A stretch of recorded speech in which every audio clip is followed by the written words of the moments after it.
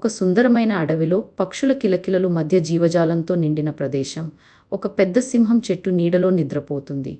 అదే సమయంలో ఓ చిన్న ఎలుక ఆటలాడుతూ అక్కడికొస్తుంది. సింహం కాళ్ల మీద పరుగెడుతుంది.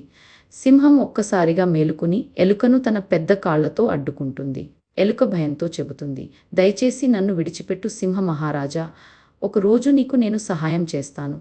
హాహా, నువ్వా నాకు సహాయం చేస్తావా? నువ్వెంత చిన్నవాడివో తెలుసా? కానీ సింహం దయతో నిండి ఉంది. నువ్వు నాకు నవ్వు తీసుకొచ్చావు. పో, స్వేచ్ఛగా పో.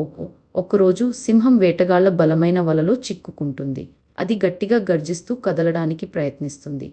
ఆ ఎలుక ఆ గర్జనను వింటుంది. అది ఆశ్చర్యంతో తలెత్తి చూస్తుంది. ఎలుక తక్షణమే అడవిలో ఆ సింహానికి సహాయం చేసేందుకు పరుగెత్తుతుంది. చిన్న ఎలుక తన దంతాలతో బలమైన దారాన్ని కొరుకుతుంది. క్రమంగా వల విడిపోతుంది. ఆశ్చర్యంతో ఎలుకవైపు చూస్తూ చివరికి సింహం స్వేచ్ఛగా నిలబడుతుంది.